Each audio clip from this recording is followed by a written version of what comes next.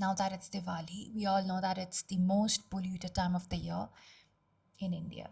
Even in Goa, where it's not the biggest of celebrations, I live a little up a hill, so I can literally see the air and I see the haze. Every year, it's the same conversation.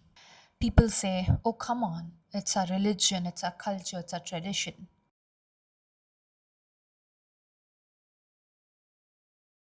Why should we stop? Why can't you tell others to stop polluting first? What about all the wars going on? What about this festival, this religion, that religion? Why do you only talk about crackers in Diwali? I don't know if you can hear, but there are crackers being burst outside. And honestly, I get it. It's easier to say all that because comparison is easier than change. But here's the thing, it's very easy to play the comparison game. What about them? What about this religion? What about that religion? What about this country? What about that country? What about this war? What about that war? And blah, blah, blah. We can go on forever like that. It's like when someone tells you not to throw garbage on the road, and you're like, well, that person threw more than me. Go and tell that person first. If they are not going to stop, I'm not going to stop. Or what about that house? They threw three times the garbage that I did. Tell them to stop first. And what happens is everybody ends up littering. And that's exactly why our country looks the way it is, because everyone thinks they are an exception.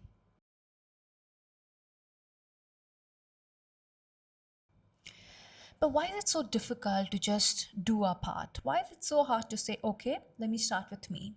Why do we always have to wait for someone else to start? That's why our roads are the way they are. That's why nothing ever improves. Because we all grew up playing the comparison game and never learned responsibility. And it's the same story with crackers. Everyone says, but it's tradition. But no tradition was meant to make the air unbreathable. No tradition was meant to hurt another life.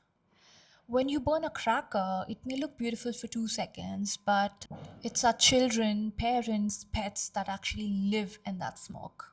And somehow we pretend that it's not a problem.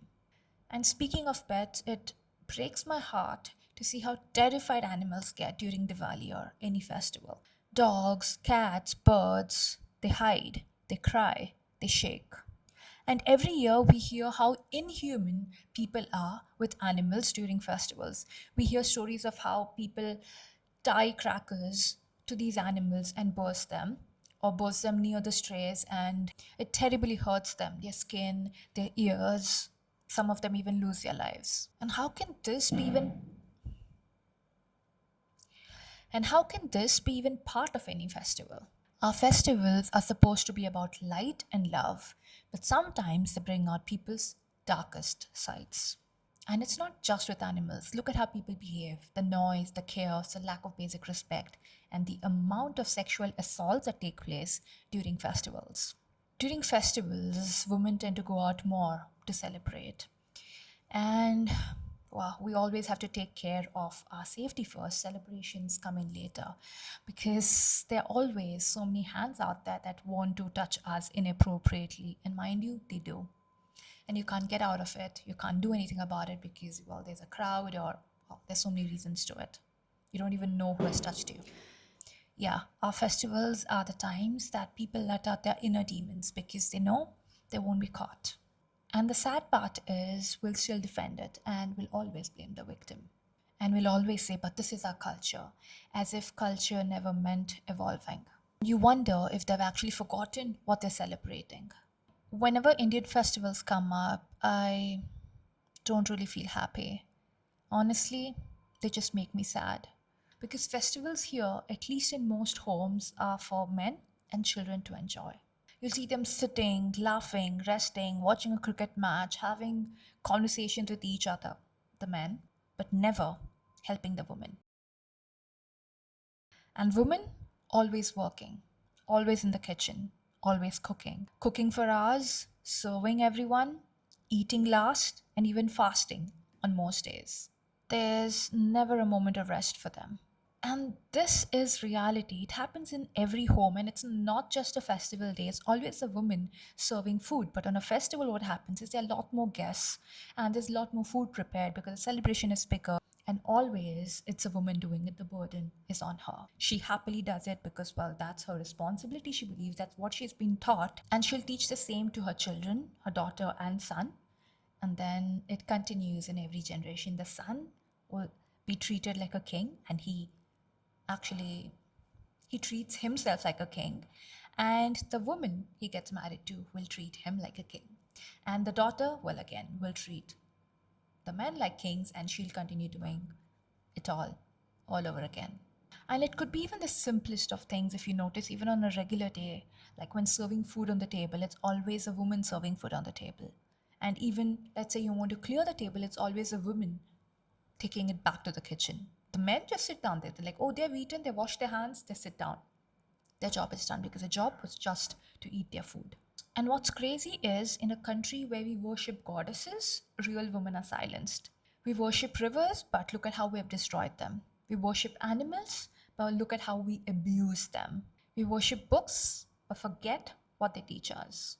It's like everything we claim to respect, we actually neglect in reality. So, yeah, I love dressing up. I love meeting people during festivals. But the moment I step out and see the truth, it hits me. And that's why festivals don't make me happy anymore. They just remind me of how unequal things are, how inhuman people are, how fake people are, the inner demons of people, and so on. They just make me feel heavy. I honestly just prefer staying at home here alone with my partner. And yeah, we just enjoy our day as usual in our own way. I personally stopped bursting crackers when I was a teenager. I don't remember my exact age. I'm thinking something between 14 to 16 or 17 years of age. And I remember sitting on the staircase at home and watching my brother burst crackers down there because he was very excited. He wanted to, light crackers. Then our mom was with him there. And yeah, I still have that memory on my mind. And that was actually the first time I said, no, I'm not going to burst crackers henceforth. And since then, I haven't. But I have that memory because that's exactly when I made my mind and I kept my word. There was this one time after that where I met my friends, went close to crackers or used crackers after that, and that was not really a cracker. It was the incense sticks, kind of, the ones where you can just make those patterns in the air. Yeah, I did one or two of those. I still remember that. And even at my wedding, I made it clear that I do not want crackers. And I guess they did listen to me because I didn't hear a single one, at least not in my presence, and I'm happy about that. For me, it stopped being about air pollution a long time ago. It's about compassion now, about animals, about the environment, about basic decency. Because if something causes pain and fear to others, how is it even a celebration? I just feel that the real festival begins when we start acting like decent human beings, when we care, even when no one's watching. And maybe if each one of us did our part, we would breathe in the joy that we keep talking about.